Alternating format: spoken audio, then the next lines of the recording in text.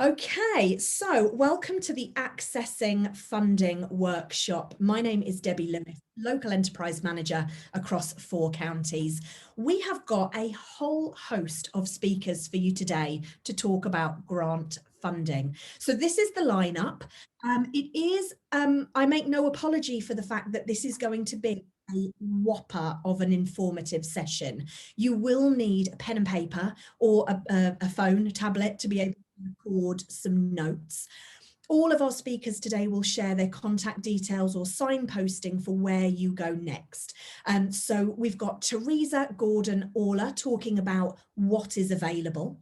I also want to mention at this point that you may need to refer to your local growth hub. So we've got people on the call from 4 counties and representatives from specific regions. So have a look for your local growth hub run by the Local Enterprise Partnership, who will have pots of money.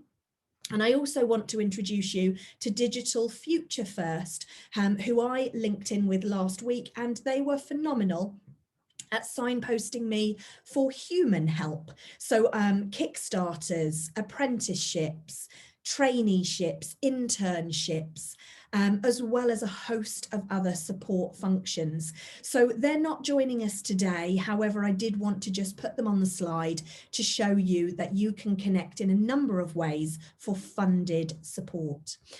We're also going to be joined by Dr. Chloe Sharp and Simon Warnford-Davis, who are going to be helping you with the how.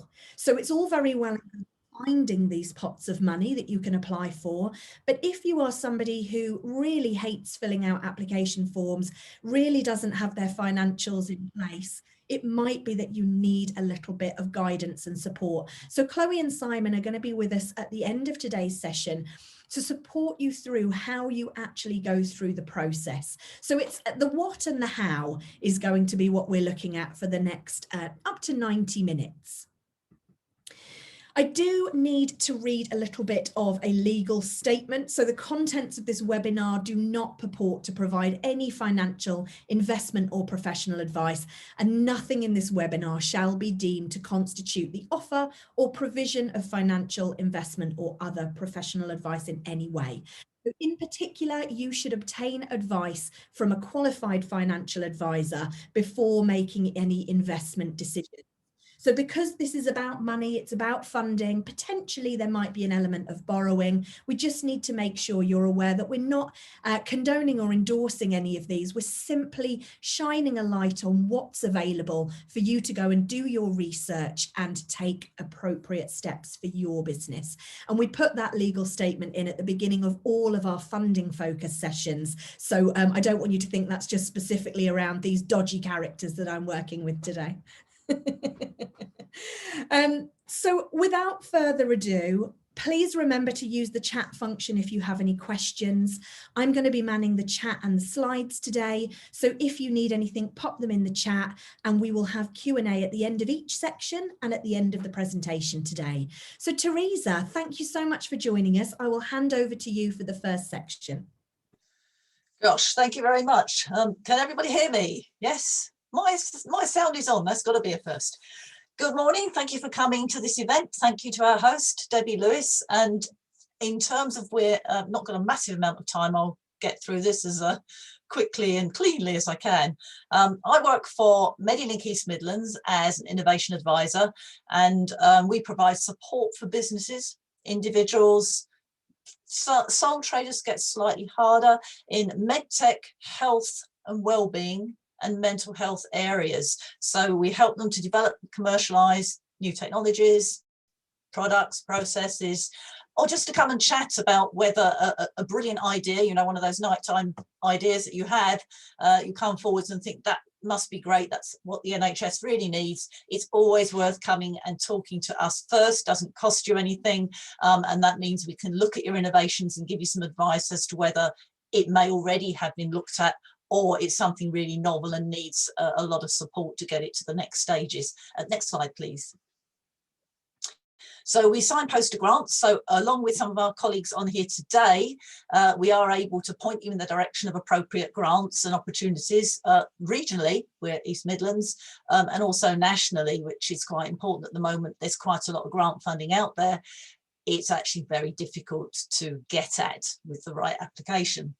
We provide tailored business support with our partners. We deliver lots of events and training and lots of networking and lots of courses, particularly in terms of working with the NHS. There's a number of courses run by the Academic Health Science Network, which are really important. If you have anything medical or supporting in that direction, you need to talk to them first to really get to grips with the process. We provide introduction and referrals to other medical orientated companies, and that sometimes is really useful to talk to another company who's done the same thing in terms of the process as yourselves. Next slide, please. Okay, on to the important bit. It's a grant funding workshop. So here's the money slide, the most important bit for this particular event. We provide 3 types of grants. There's an innovation support grant, it's all listed there, a Medtech trials grant once you get to feasibility studies and clinical trials, and also special networking grants. These are specifically aimed at anything in terms of innovation in the medical and health and wellbeing field. With COVID, there has obviously been quite a lot of pivoting by companies to see if they can do areas of what's required for COVID support. They may be able to change over what they're doing to make specific screens or PPE or something of that sort. It's still not an easy process to get through the contract process to actually sell it in the market. And we've seen this a lot with COVID vaccine support. There's quite a few companies involved with that now, particularly in the East Midlands. But it took them a very long time to be seen by procurement and to be ensured that their products were correctly tested and could fit everything. So back to our money slide, innovation support grants. Anything that is vaguely medical for humans or animals. If you're building something or changing a product to go into that market, here is the grant you can apply for. It's 30% of your total spend. So it's not all of it. It's not everything up front, and you can't spend it on yourself.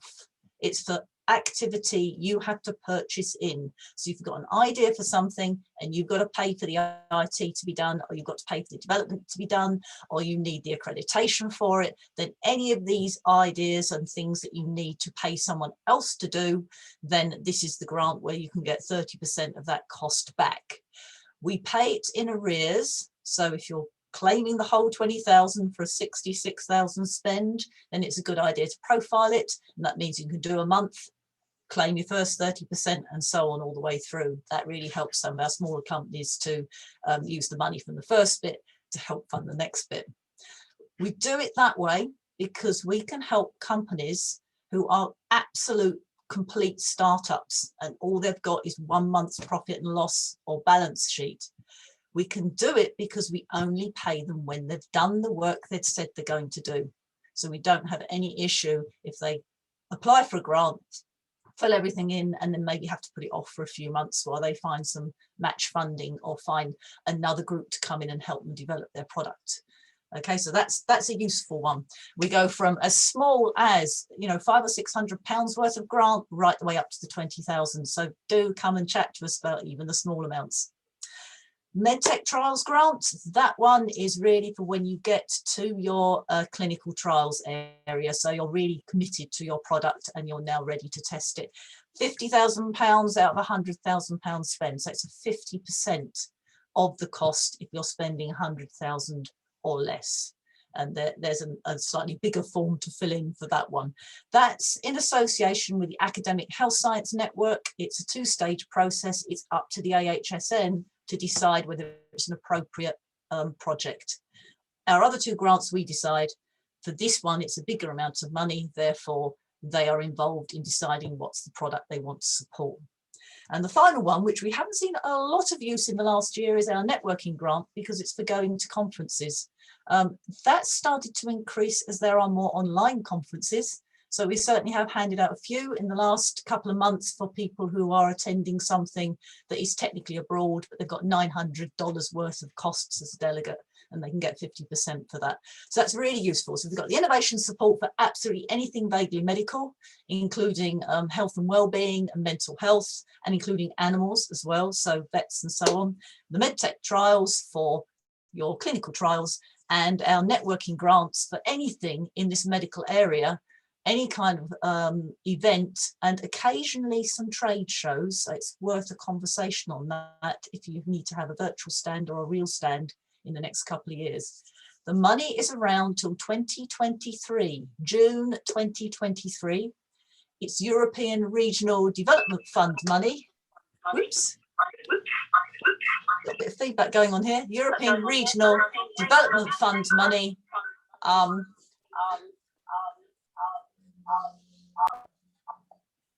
There seems to be a bit of an echo. Let me try. Sorry, Teresa, I've located them and muted them. If it happens again, I'll remove. Oh, no, that's okay. I'm very aware of the time on this as well, so I don't run over time. Right, yes, networking grants and being able to go to events. So come and talk to us if you have a stand or something, because some of those trade events we now support, but there are other funds for that as well, not through us. So it's certainly worth a conversation. And full slide, please. Right, and this is the area we cover. So this is the, if your company sits in this area, any of these areas, then talk to me. So Nottinghamshire, Derbyshire, I know that's not part of the group today, but we don't know who's attending. Leicestershire's the Solstice Project. Now here we come to the area that's most appropriate for this particular location: Northamptonshire, Bedfordshire, Milton Keynes. We also support Cherwell in Oxfordshire and Aylesbury Vale in Buckinghamshire. So that's the old Semlep region. So it's quite a large and varied area. You need an office, a location in the region. You may have another company or a friend's company who is happy to give you an office in the region. If they can do that, if you can get a virtual office in the region, then come and talk to us, because you can access our money and our grants. Because it's European Regional Development Fund money, we don't want to give any of it back to the EU because it's already been paid for. So if we don't give it to the companies, it eventually goes back and the UK government and the rest of us never see it again. So do please come and help us get this money out the door, get it spent so none of it goes back to the EU. Phew, I think that's pretty much all of it. Anything else is actually on the slides. My email's on the first slide. Please do contact me directly. If I can't help you, I'm sure there will be someone who can chat to you, talk to you, and see what's available that's similar in your area. Amazing, Teresa. Thank you so much. Breathe. I've had a couple of questions that have come up in the chat. So if anyone has any questions for Teresa, pop them in the chat and we will ask them for you, or I might ask you to come off of mute and share them. So John wants to know, are you able to put in separate grants for accreditation, production, R&D and development to gain 30% of each of those areas? Yes, you can. The top amount that we try and give is the 20,000 in total. So if you're going to put in loads of different grants, we're looking at whether we've given you a maximum of 20. Because of this business of trying to get all the money out the door, then occasionally we do creep over that. So you put in separate grants, it might go over the total 20,000 per company. The minute you get near to that, then we will be looking at how many other grants are coming in at the same time. And then you will be in a little bit of a pecking order for companies who haven't reached that limit. But you certainly can, yes, put in, say, a maximum, not maximum, but an amount for accreditation where we may give you 5,000 in grant, then another way you might get 6,000, something else where you get 4. So yes, you can do that. Yep. Perfect. Tristan wanted to know, can an office be a home office location? I know Simon's already responded, but yes, as long as it's a registered address for your business, that is absolutely fine. The other thing I would add while we're waiting to see if there's any more questions, Teresa, you've been an amazing supporter of our entrepreneurs at the Hub for a number of years, and I've always been surprised at quite what can be fitted. So I'm not saying square peg round hole, but what I'm saying is sometimes there's something that you're not seeing as an entrepreneur, an angle that does make it fit. So I know that we've had, and we can't share the details, but we've had some grants that have been approved where actually on first conversation, I wouldn't have thought that they were medical, but the angle at which they're applying makes them medical. So would you say that the best advice is have the conversation because you'll tell them if it can fit? Yeah, we help the companies to write the grants. So basically, it's not a huge grant pack that is for us, but not for the person filling in the form. It's not a huge form. So you put on it as much as you can about what you're doing, what you're trying to do. I'm very, very good at rewriting it to fit our brief. If I think it can fit the brief, I can squeeze it to fit the brief. We're really, ERDF is only interested in spending the money. It's the various areas that decide the area it's supposed to cover. So we have to stick as close as we can to something medical or health and well-being, particularly mental health at the moment. That's a big thing at the moment, with companies wanting to add that to their websites and needing a complete web rebuild to allow that to happen. So there's areas where we can tweak it to make it fit. Occasionally there are things it's just not going to go, but do have a chat, because there's an awful lot of areas that can be, at least part of it, manipulated to fit the brief. And one of the other stumbling blocks we often see is cash flow available to fund the upfront payment before you can claim it back. So obviously we've got people on the call today that can help you with that. As a bank, we can potentially help you with that. So again, have the conversation with Teresa. If this is an area that you want to get funding for, let's see if together we can make that happen. Can the grants be for art therapy for mental health projects? If we write it as a mental health support project, then the content becomes secondary. So it's about focusing on that it's for the development of a mental health support, then yes, we could do that. I think I already know the answer to this. Can you backdate the grant to something you have already purchased? No, you have to get your offer letter before you spend any money. So if your supplier is happy to start the work because it's urgent and you're waiting for an offer letter for the grant, then fine, that's between you and your supplier. But anything you pay for ahead of the offer letter, we can't support it. Yeah, and I know that we get that a lot. So this is about planning it in, and you can actually work on this pretty quickly, can't you? The turnaround isn't weeks and weeks. Turnaround is very fast. If you have something that is, the total grant is under 5,000, so less than 15,000 total project, then usually if you tell us it's urgent, we'll get it turned around for you in about a week. Amazing. So you know exactly what you're doing. If you need to tender, because it's a bigger amount, so you're looking at close to the full amount, the 20,000 grant, so anything over 24,000 total project cost, you have to put a tender in on our website for 2 weeks. During that 2 weeks, you can write the grant, we can get the pack sorted out, and then it needs appraising. So you're looking at a minimum of 3 weeks if you want a big grant. That's okay, Saru, no problem at all. We've managed to mute it, but thank you for your apology, no need. Teresa, you have, as always, been amazing. Are you going to be sticking around for the rest of the session? Yeah. Lovely. And I'll be looking at the questions.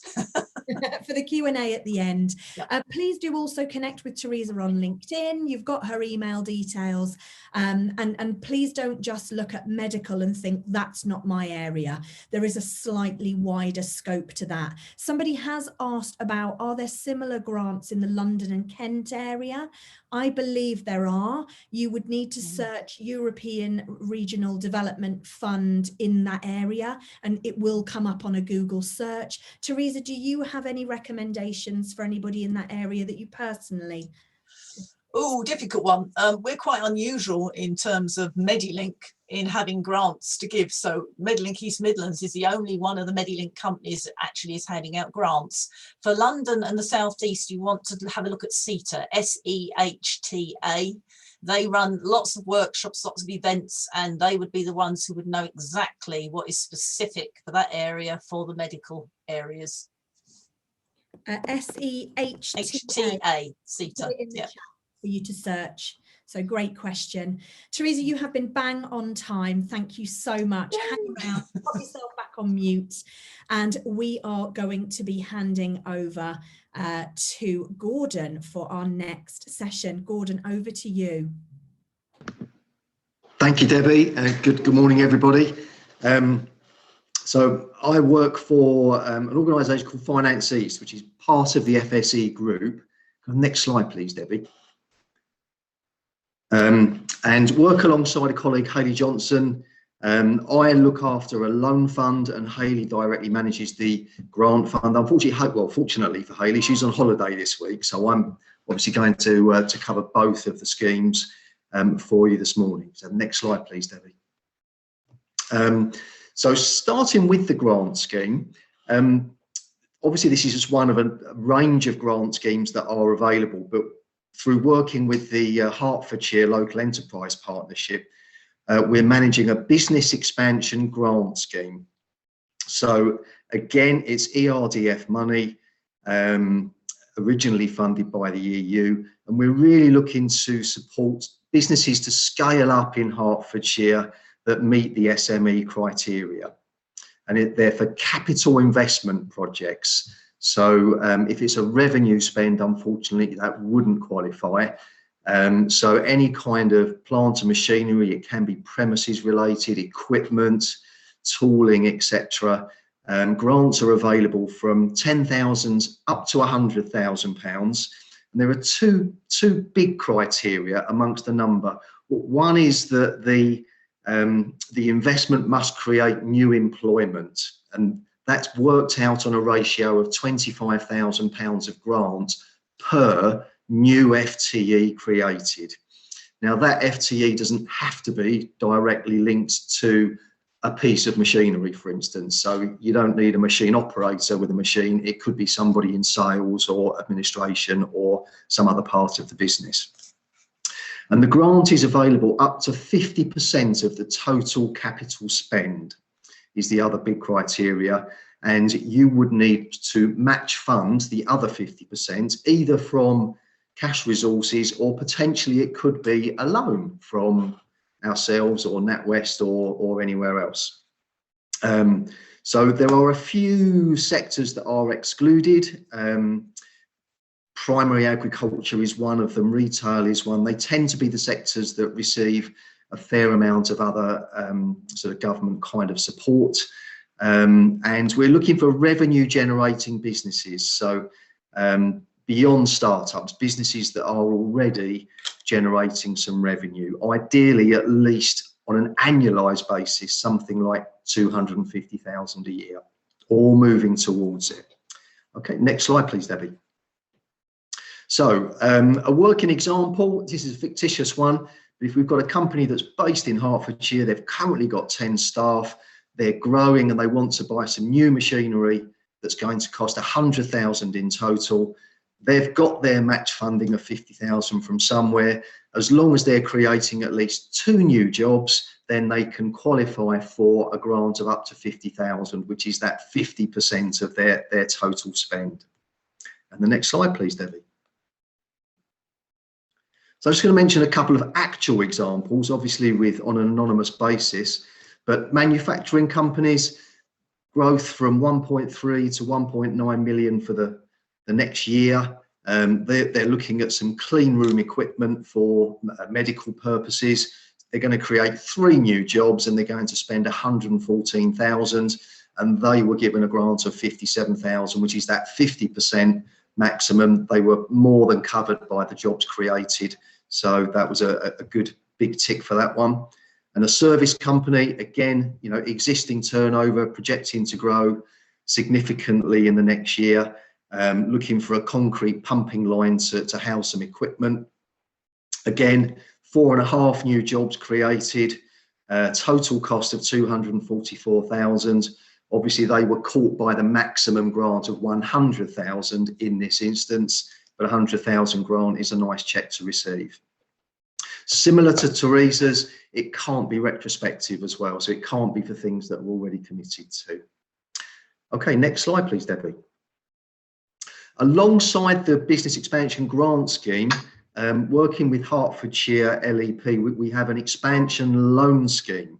Now the loans go up to £500,000, and again, must be a limited company, meets the SME criteria, must have a material operation based in Hertfordshire. And the purposes can be a little bit more wide ranging for this. It can be hiring of new staff, sales and marketing, can also be for some capital equipment. and it can work alongside the grant scheme as the match funding.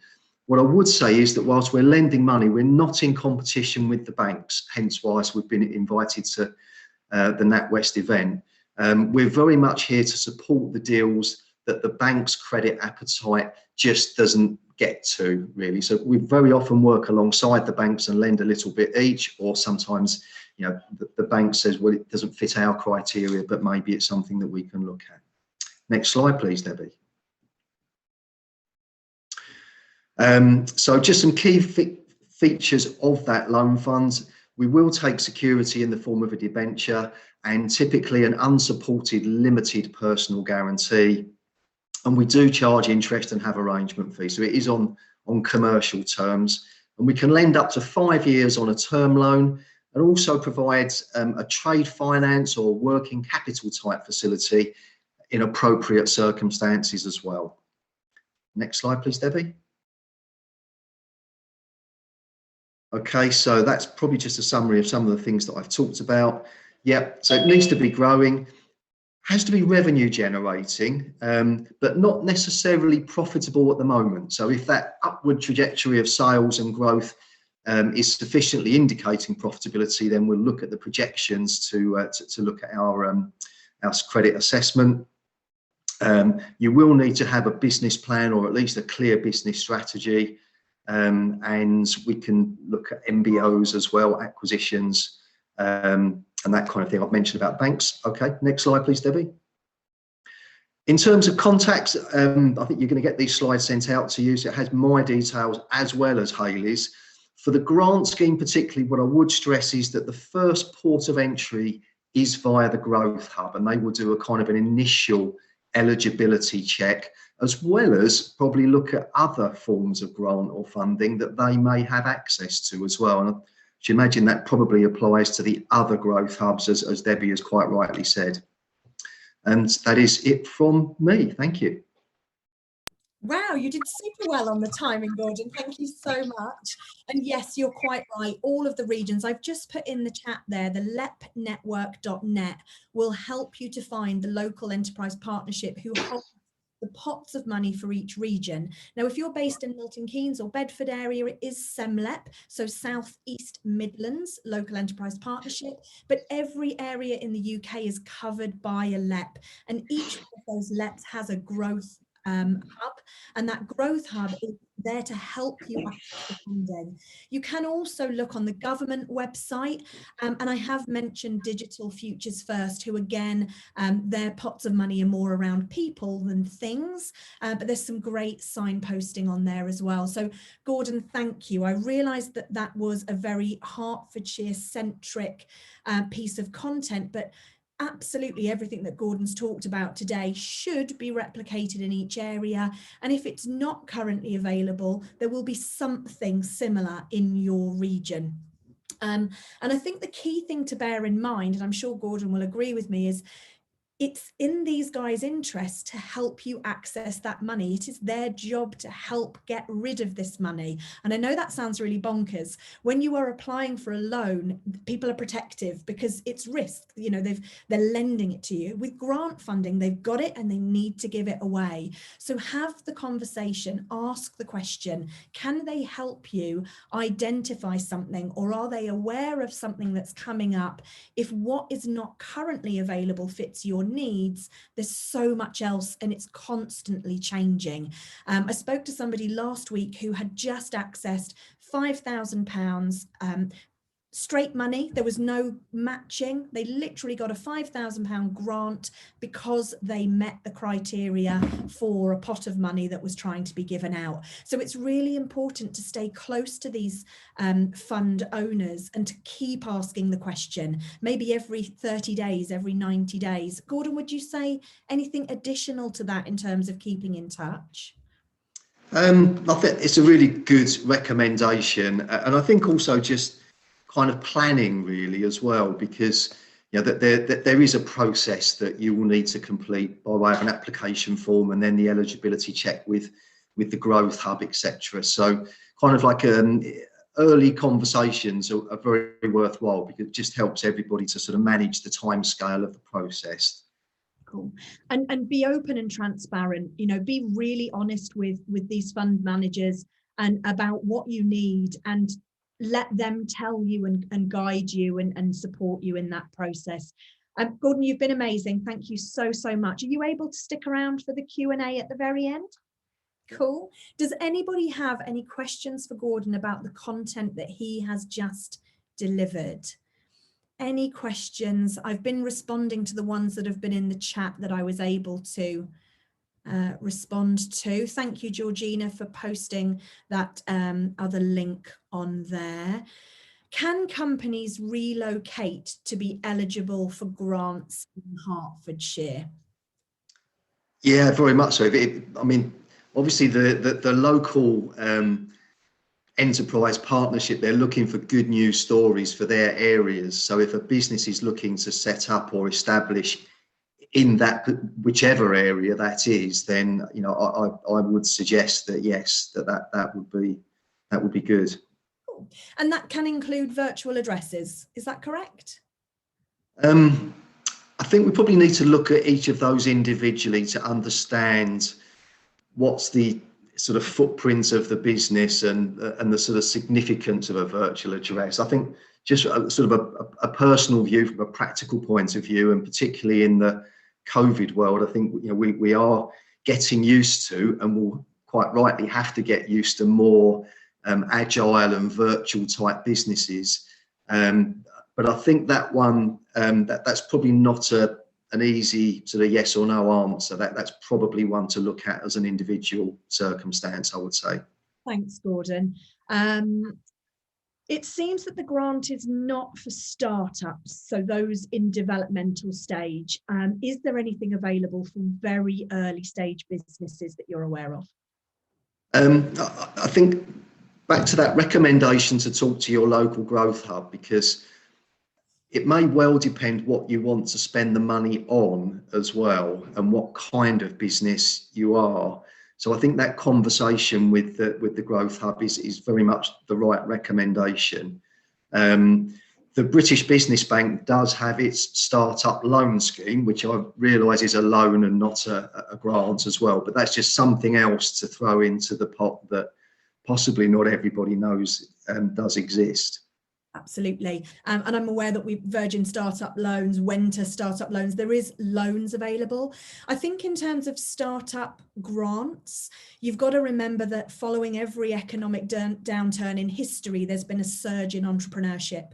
So last year, there were 85,000 more new businesses registered in the UK than in the year before. So whilst we think, well, COVID downturn, surely there's help available, actually in the startup market, there's no need to incentivize behavior, because every man and his dog is starting a side hustle or a business at the moment. So I think probably what you'll find is there's very little to incentivize startup, but there's support for scaling that. So whether that's digital investment or personnel investment. So that's my personal opinion on what I've seen and experienced at the moment. Any other questions for Gordon? Or Gordon, anything that you want to end with before we hand over to Orla? No, if there's no more questions, then I'm happy to stay until the end if any do come through. Amazing. And Gordon's put his details on the slide there. Please do take a picture, connect with Gordon if you'd like to pursue or discuss anything that he has covered today.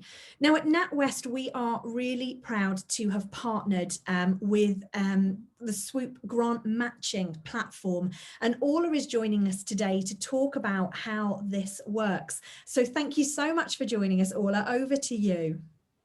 Thanks, Debbie. Great to meet you all, and thanks for having me.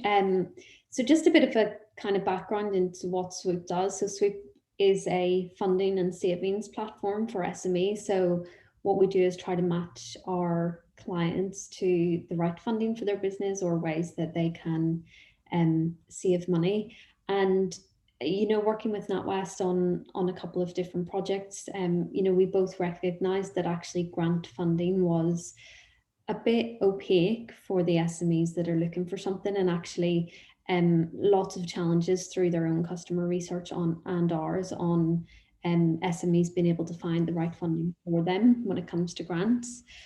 So just kind of recognising this and wanting to work on a solution together, we came up with the NatWest Grant Finder solution. So I will share a link to it after the discussion, but the main aim of that platform is that an SME can come on and that they can share some high level details about their business. And it's a quick form, you're not signing up to anything, and it's actually open to any SMEs in the UK, so it's not solely for the NatWest Group customers. And by sharing a few details, your business name, the location, turnover and sector, which are really key in driving what matches you will see. When you complete those questions, then you'll be able to find grants. Now, what's happening in the background when you complete that form is Swoop actually has a database of the grants across the UK and the eligibility criteria that sit behind those grants. So when we see the location of your business and what the turnover is and the sector that you're in, our matching engine in the background can get a pretty good idea of the type of grant that you should be eligible for, or that you should at least be interested in. There'll be a short kind of summary of each of those grants, but then you will have the opportunity to go in and look at them in a bit more detail. From there, there's essentially kind of two paths that you can take. So you'll have heard people talking about the LEPs, and either you'll be directed out to one of those LEPs, or if it's a specific type of grant that requires quite a detailed application and you would benefit from having a grant writer or from speaking to our team directly about that, you can actually submit for Swoop Help. So when you do that, you'll be directed in to our team, and they'll reach out to you to talk through the options that you've got. So the idea there really is that the kind of the technology and that marketplace platform meets the kind of hand-holding of the of the handheld journey through, and if it is a bit more of a kind of complex need or project that you've got, that you'll be able to have that support as well. Just a bit of information on the types of grants that you'll expect to see on the platform. So they're essentially broken up into two categories. So we have capital grants, which are sometimes kind of known as local grants or LEP grants. And as mentioned, they're distributed through the growth hubs in the LEP areas. And usually those grants are used for things like hiring new staff, paying subcontractors.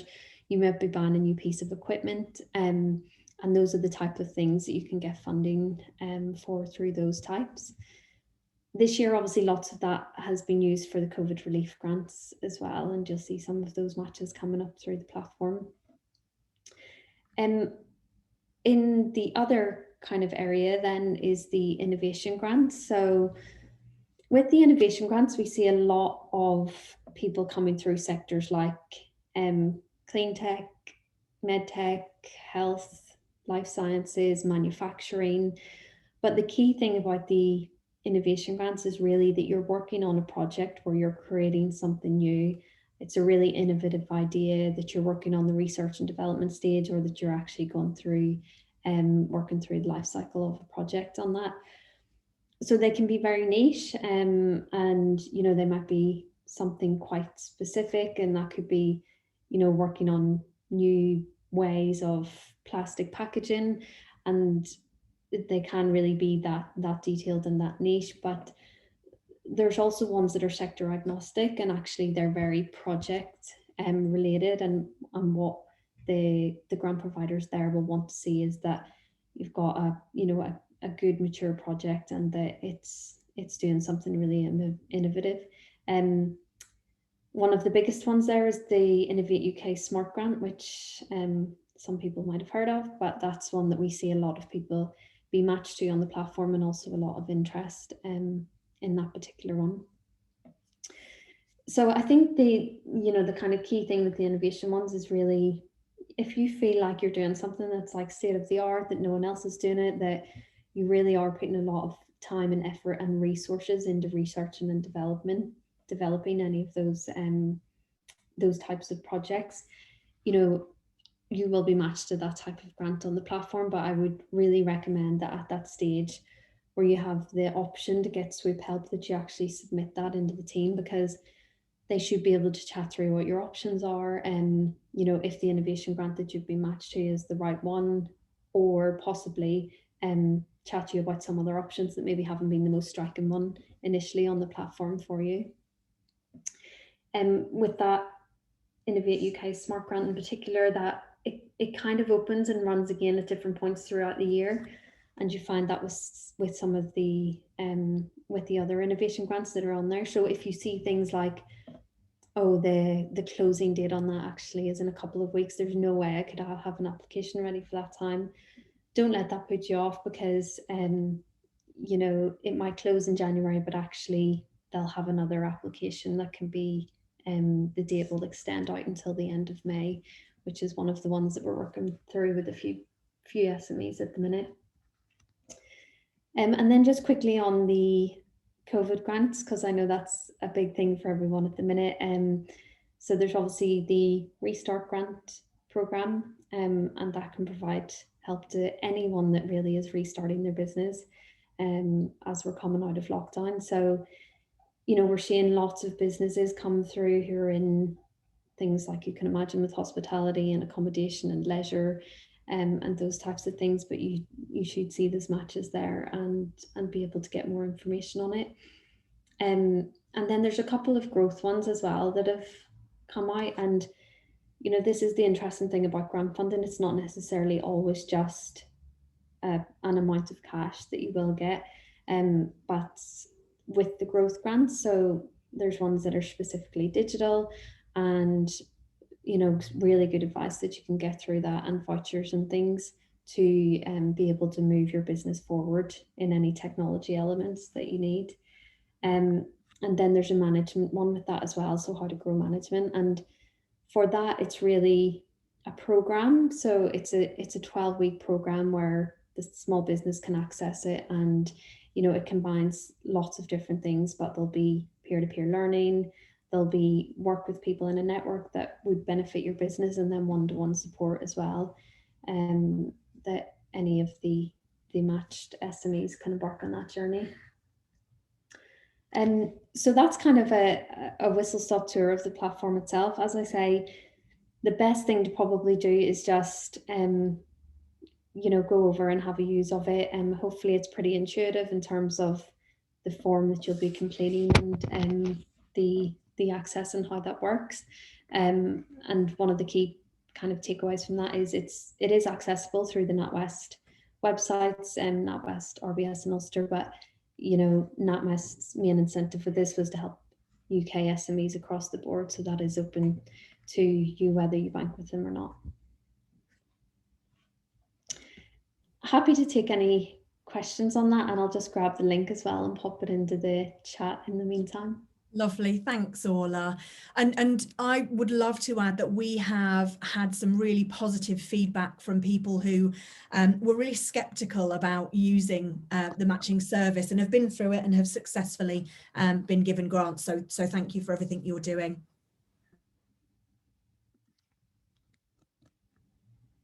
Worst time to choke. Right. So we have a question. Is there any sector that is more favourable for grant funding, or any sectors that you're finding are less eligible?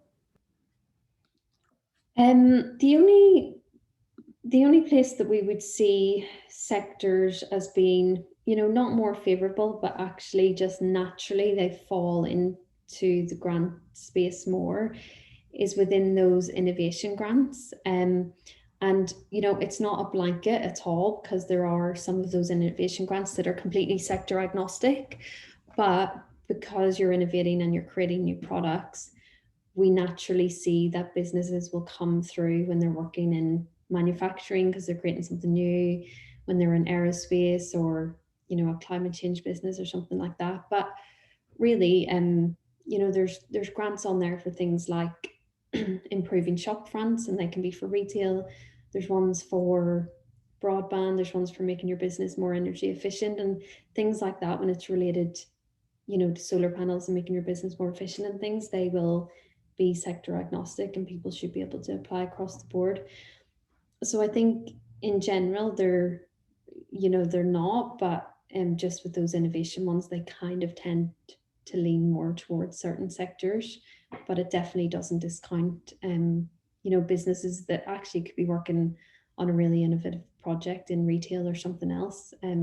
There's no restriction on them applying.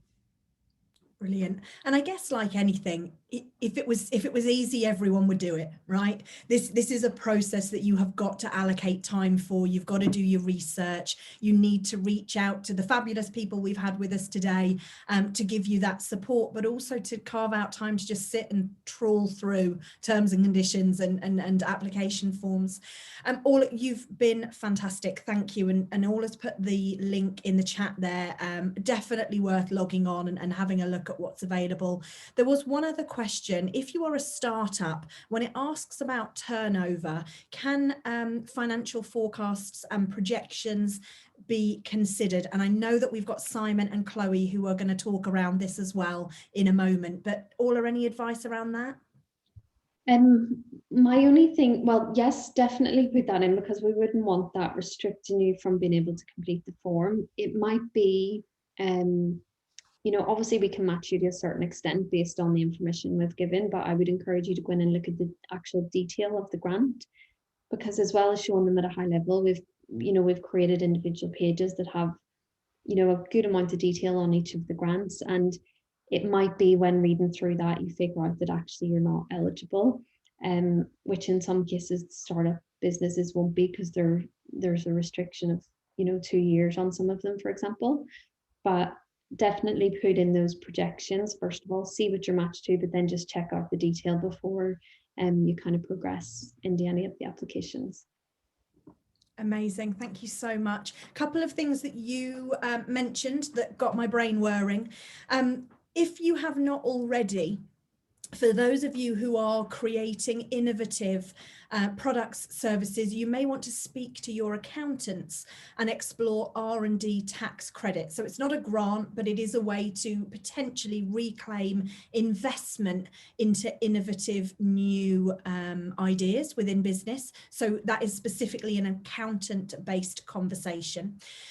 The UK manufacturing grant, if you are making something or compiling something here in the UK, there is a UK manufacturing grant. I know we've had SMEs who've had success claiming from that. Also, I'm aware that universities have grants available for their alumni. So people who have studied with them postgraduate, they've gone away, you can go back to your university and find out if they've got any enterprise or entrepreneurship grants. Orla mentioned Innovate funding and the Restart grant and growth grant. So I just wanted to capture some of the names of those for those of you who perhaps didn't grab a pen and paper, but also talking about resource growth, so putting more people into your business. Something called the Kickstart Scheme was advertised during the start of COVID restrictions, and at the time you had to go through a gateway provider. I believe that has now changed and you can do it directly, but we have had a ton of entrepreneurs who've used the Bristow partnership to successfully guide them through that process. So not somebody I've personally used, but they did used to be on program. Lovely couple. So if you're looking for information around Kickstart hires, strongly recommend speaking to Lisa at the Bristow partnership. Orla, is there anything that you want to close with, and does anyone else have any more questions for Orla? Nothing else from me, thanks. Thank you so much. We are running to time, which practically never happens. You guys have been amazing. So I am going, how do we contact you directly, Orla? I believe it has to go through the link that you've put in the chat. Is that correct? Yeah, so if you go through that link, actually, we do have a helpline number on the platform itself. So you can either use the matching service and go through that way, where you can submit for Swoop help if it's about a particular grant. But if actually you want to have a more general conversation, there's a helpline number that you can contact. Lovely. I've just put that link back to the bottom of the chat, so it's there for everyone to grab. Incidentally, when we close the call today, the chat will be lost. So don't forget, at the end, you can hit the 3 buttons next to, at the bottom of the chat, you've got file and you've got the 3 buttons. If you click on that, you can save the chat, which will enable you to keep the links and all the details that have gone in there. So that's available for you to hang on to after we close the call off today. Orla, thank you so much for joining us. We really appreciate it. So we have covered so far what is available. For many of our entrepreneurs, the sticking point is not what, but how. Either they don't feel prepared with the financial projections and forecasts to be able to complete the application, or to be able to speak with any certainty about the growth in their business, or they just don't have time to complete the grant paperwork or to find the grants. So we have found 2 people in our network who, obviously there are a host of options for you, but these 2 people we have identified really know their stuff and have been fantastic at supporting us and our entrepreneurs. So first of all, I'm going to hand over to Chloe, Dr. Chloe Sharp from SnapOut, who is going to tell you a little bit about what they do as a company and how she could potentially help you. Chloe, over to you. Thank you very much. Thanks for inviting us onto this onto this event as well. Okay, so first I want to introduce myself. So I am, as we said, Dr. Chloe Sharp, and I'm the founder of SnapOut. So we're an innovation consultancy, and we have grant writing services for people who are looking at either having their grant reviewed, or all the way through to us writing the grant itself. So if you go to the next slide, thank you. So as well as getting grant funding for early stage innovations, we also do research to help businesses understand the customer's perspective on a product, because a lot of the time, sometimes innovations come around because of personal experience, and sometimes not everybody experiences different challenges in the same way. So kind of looking at market relevancy is something that we have a look at. Also, in terms of the businesses that we work with, we work with UK-based SMEs that develop innovative products, particularly in emerging technologies. But we have recently worked with academics and also property developers to access the regional funds as well, as Gordon mentioned earlier, the capital assets. If you go to the next one. Okay, so I work with Aaron. So we're both directors and founders of SnapOut, and we have experience ourselves for writing our own grants, winning our own grants, and seeing through ideas all the way through reality and putting them into the market. And so we have that unique perspective on grant writing because we've been through it ourselves. We're currently going through it ourselves because we have a partner business that develops AI products. So from a grant perspective, we understand what it's like firsthand, particularly around that cash flow situation that we've mentioned before, and looking at match funding. If you go to the next one. So from our experience, for writing grants for other people, being part of wider consortiums and writing our own grants, we analysed all of the reviewers' comments, and from our own experiences, just some of the challenges that the businesses find when it comes to accessing grant funding and actually how to write the grant applications. One of the biggest problems is kind of going into almost like a project mindset. So for example, if you think about a building project, so you have a certain group of people that come together to achieve something in particular. So that means a project has a particular outcome or outputs. So that's exactly what a grant is for, generally speaking, for Innovate UK in particular, and it also applies to other grants. So in terms of the grant funding canvas, it kind of puts you into that project mindset as to what do you want to get the grant for, what do you want to achieve from the grant, and how does it fit into the bigger picture of your business plan. And also what's been mentioned before around finances as well. So how are you going to cash flow the first quarter, where you might have to have some money available because the money will be paid in arrears generally. There are some grants which are sort of not very common, but has recently, mainly due to COVID, has paid 100% up front. But there's so many different grants available. For example, Medilink, who provides sort of 30%, 50%. So it's just looking at how to forecast and think about how you're going to finance it. As well as the innovation itself. So what is it that you're actually developing? Is it innovative? Having a look elsewhere, looking at the competition in the market, and also how to protect your idea as well. We do work with other companies to support some of these areas. So we work with a solicitor who looks at this IP area, because sometimes it can be difficult to figure out what is your current IP and how you're going to protect it in the project and after the project when you want to commercialize, and also what's the IP arrangement within the project as well. And thinking about it from a commercial perspective, this is really important, particularly for Innovate UK. How are you going to commercialise and create those jobs? And it also links with the regional funding side to it as well, which Gordon mentioned earlier. So how are you actually going to do it? So looking at how you're going to go to market, what your competition's doing, so you really have to have a really, really good understanding of that. So yeah, sorry, if you go to the next one. So in terms of what we have available, we do have the grant funding canvas available in two forms. So we have it available in the blank version and also one with prompts as well on our website. And there's a handbook that goes with it that helps you get through it. And as the outputs, once you've done that whole canvas, is to figure out the details in terms of how you're actually going to implement this plan. So we've got a project plan template, because largely projects are broken down into smaller work packages, which are usually quite small, and there might be some overlap in some of them, but they're all mapped out in a Gantt chart.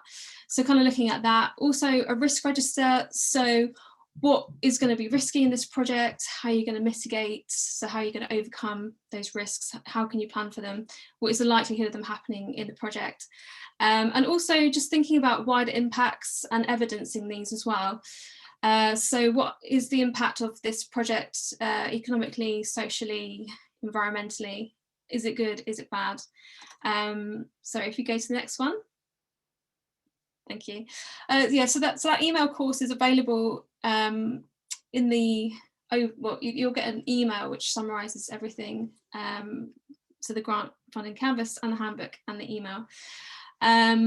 So in terms of where to go for grant funding, as we've seen, the grant funding landscape is very vast. So these are some of the things that we have mentioned, but I just wanted to give you an overview as to just generally pointers as to where to go. So Innovate UK has already been mentioned. Also the NetWest has been mentioned. But on top of those, we've got Horizon Europe, so we've got EU funding, which is going to be starting this month, and that is going to be rolling until 2027. Also, we've got departmental or ministry specific grants. So with BEIS, for example, they've recently had the GovTech Catalyst. So this is more for RegTech, policy tech type stuff. Also locally, Milton Keynes, we've got the Milton Keynes Community Foundation. So they do small grants. So you really have to show the social impact and the positive impact that your particular project is going to have within that community. But they're generally available across the UK, but just very specifically in geographical areas. And then we've got Nesta, so we've got different charities which offer grant funding. Also we've got different councils, so UKRI generally cover other councils like Medical Research Council, but with the Arts Council, they do have different funding available. So like what Teresa was saying earlier, you can put different spins on the project and kind of emphasize a particular angle of it.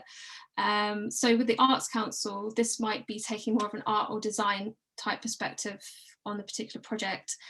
So they have got national lottery funding available there for around sort of £15,000. And then you might go for much more specific areas as well. So here we've got NIHR, so this is just for health products, so digital health, health tech, health services.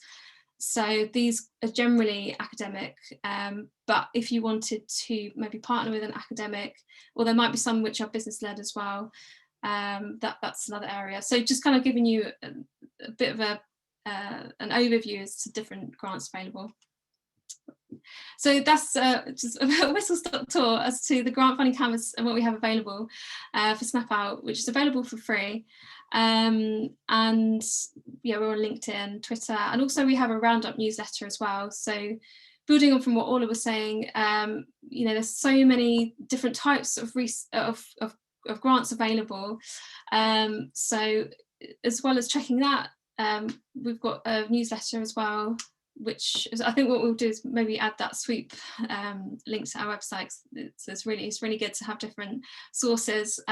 So we pick up the EU funding and UK funding grants available as well.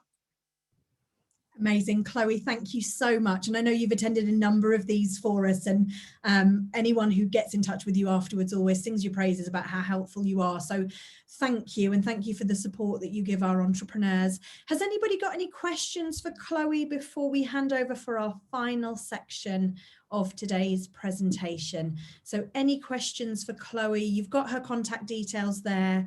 I haven't got anything in the chat currently, but if doing the forms is what's stopping you, or you just don't have capacity, yes, it's a charged for service. However, it's money that you otherwise potentially wouldn't have got. So definitely lean on Chloe and organisations like Snap Out if you just have not got round to it, but it's been on your to-do list for months. Chloe, thank you so much. So actually, maybe it's not the process itself. Maybe it's you don't know how to meet the requirements. You don't have the financial planning, or you haven't sat down and strategized for grant funding.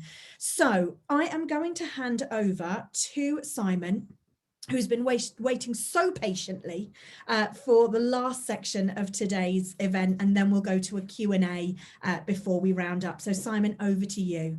Thanks, Debbie. Good afternoon, everyone. So quick potted history of myself, 25 years plus business experience.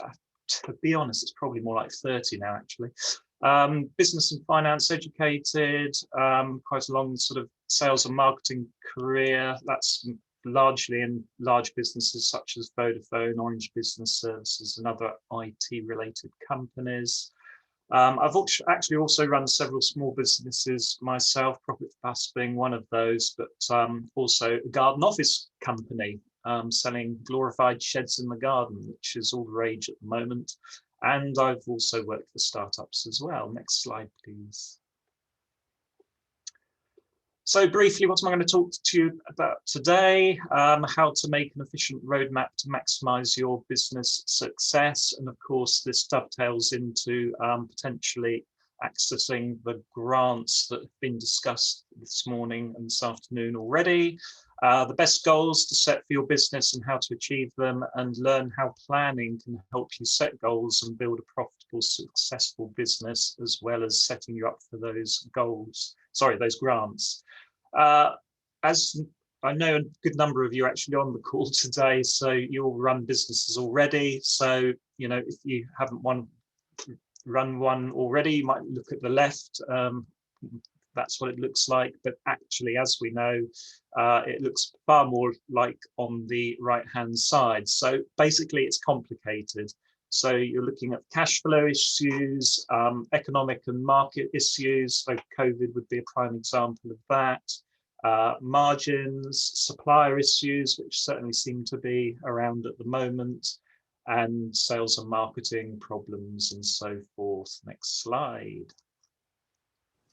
So success, what you need to do? Well, you need to build your business from the foundations up. So it could be going on a startup session, such as the NatWest entrepreneurial. But what ultimately it means that you need to have a plan, and you need to have a plan from the outset, a business plan. Know where you are going. Don't be without a destination. Know why and how to get there, of course. Goal setting and 90-day planning, which is all important. So it's vital to remain on track, and as what we and many organisations do is look at things on a quarterly or a 90-day basis and plan what's happened in the last 90 days, what do we need to tweak to improve the next 90 days. And of course, develop your vision, purpose and culture. And this is something that you can actually think of right at the outset of your business, and you can adapt it as your business progresses. So this is quite an interesting set of stats, why small businesses fail. And in the UK, 9 out of 10 businesses fail in, depending on the research, 5, 7 or 9 years. Poor cash flow management skills, poor understanding of cash flow is number one. Starting out with too little money and running out of that is number two. And number three, 78% lack of a well-developed business plan. So that includes actually insufficient research on the business before starting it. So as part of your business plan, you need to check out the competition, you need to check out the marketplace, you need to check out your customer base. And in marketing terms, sort of create buyer personas, who's going to buy from you. And there are another three there as well, but I won't go into those. But ultimately, you know, it's really a case of checking or working on the top two that I've got there highlighted. So the poor cash flow and the business plan are two of the leading ones. So it's an interesting fact, most business owners invest more time planning their holidays than planning their business. The same could be said about brides planning for their weddings, which generally they do for over a year. And the same could be with regards to building a house. So why on earth wouldn't you have a plan for what is probably the second most important part of your life, or your greatest asset after your house, your business? It's a fact that actually you should be spending 5% of your time planning, strategizing and goal setting on your business. You know, I'm guilty of not spending 5%, and I'm sure it could be said for pretty much every business owner out there, but it is an important thing to do. Thanks, Debbie. So a business plan basically equals success. Here we have one quote: a plan is simply a roadmap to get from point A to point B, but without a reasonable roadmap, point B most likely will never be reached. And as you know, there are a whole host of similar quotes out there. I'm not going to quote all of them. But an interesting fact, did you know in this country, only 3% of business owners have a written plan? Most people have it in their heads, which would equate to the 27% or 28%, and 70% have no plans or goals at all. This is actually quite a frightening statistic. If you just want to click once more, Debbie. Now that 3% actually create 98% of the wealth in this country. So why would you not have a plan? It's vital. Given, of course, that all large organizations will have a plan, but even so, 98% is a startling statistic. And did you also know companies with a written business plan, have up to 50% greater sales growth and 12% higher gross profit margins than those without one? So there's a number of research statistics out there. This one's by the Kaufman Center, but generally speaking, you know, it does say that if you have a business plan and you follow it, which is the important element, then your growth does tend to be between 30 and 50% greater. So a business plan allows you to significantly grow your profits, as we've just seen, set clear actions and strategies to achieve your goals, get your business where you want it to be, obtain funding through banks and investors and the areas that we've covered off today, Have a workable exit plan. A lot of people haven't actually thought that their business is going to potentially be worth money. So I'm working with people at the moment who have a goal in 5 years' time to retire. They want to build their business up to a point where it's worth something.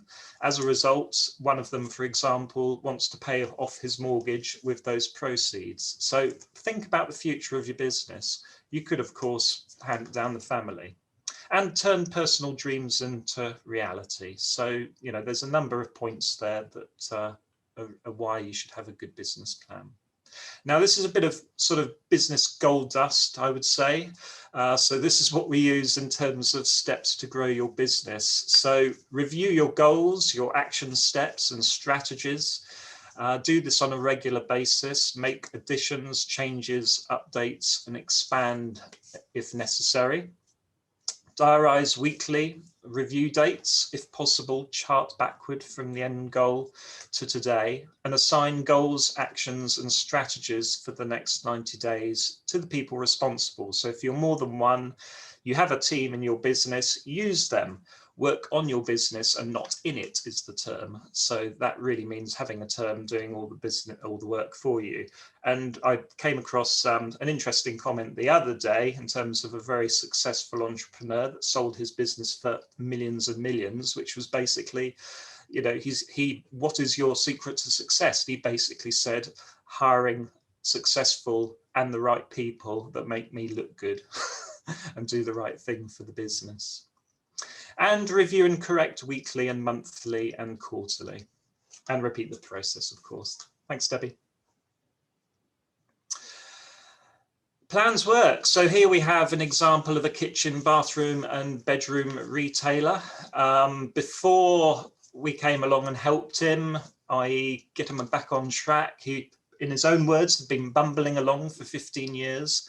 A journey without a destination. So a plan gave him focus, opened his eyes to opportunities, and he can now see where he's going. So in that time, i.e. a year, he increased his turnover by 38% and his net profit increased by 14%. Now you might wonder why the net profit increased. Well, basically we look at the margins, the costs and everything else in the business, i.e. analyze the numbers and really see where we can make improvements in that particular business. And that's important from a cash flow point of view as well, of course.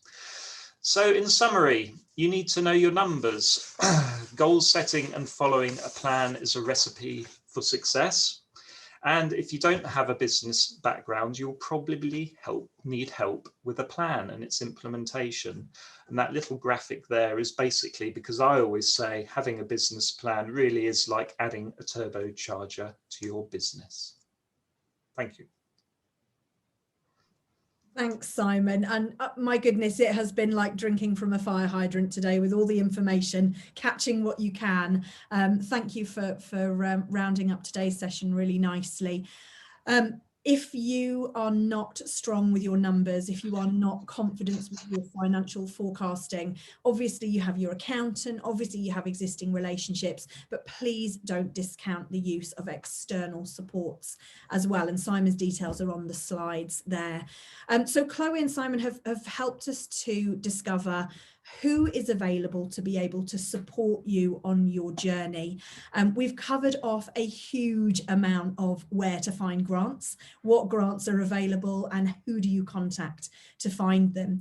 If you would like to be connected with any of our speakers today, or if you have any follow-up questions, please don't hesitate to contact me. My details are on the slide there. And today's session has been unusual because we don't normally do 90 minutes and we don't normally do 90 minutes of pure chalk and talk. However, there was a lot to get through and I know that this is something that so many of you have asked for support with. So please do let me know what else you'd like to see. If you would like to be added to our events newsletter, pop me an email and just ask. I'll add you on there. Tomorrow we have a session on investment readiness. So we are looking at raising £1 million through crowdfunding. So I'm not presenting that, but through the team, we cover that off. And we are going to be having events in the next month on climate and sustainability, how to green proof and future proof your business, as well as so many more angles. So please do stay in touch. Give us some feedback from today's event. What have you enjoyed? What would you like to see? But those details are on there if you would like me to signpost you to anyone or anything that you've seen at today's event. So we've got just under 10 minutes left of our session. If you would like to dial off because you've got everything you wanted from today, then please do so and enjoy that 10 minutes extra for a cup of tea or some lunch. I will go back to the slide for Gordon's details. They definitely were on there, but thank you for asking. Any other questions? You can come off of mute or you can pop them in the chat, whatever you are more comfortable with. Anybody got any questions, or have any of our speakers got anything they want to add now that they've seen everything?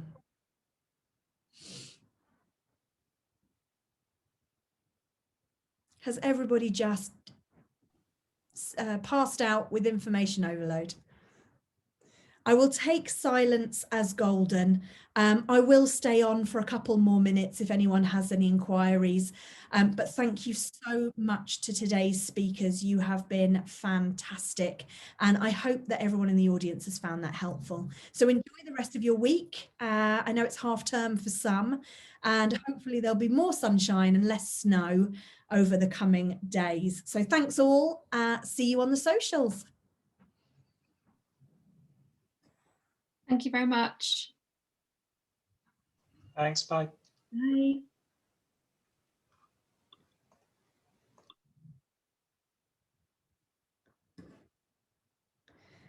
More information about the event tomorrow. Let's have a look.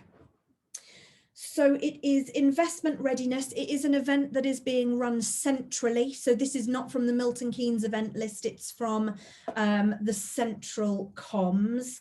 What I will do is, Roberto, can I ask you to pop me a quick email? So if I, rather than you sharing yours publicly, if I just put my email address in the chat, if you pop me an email, I'll send you the link. It is a speaker around raising money from crowdfunding.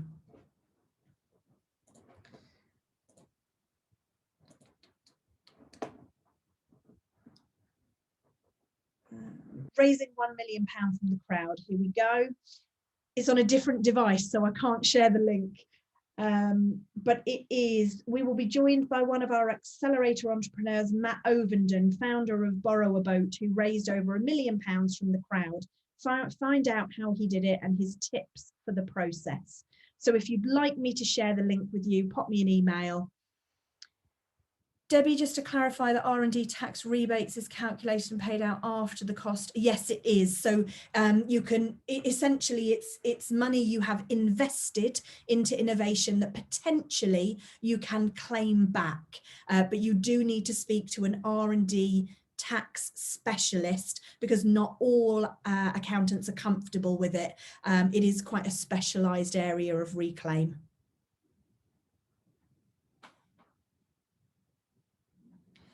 Oh, lovely. Thanks, Georgina. Link is in the chat. Any more questions?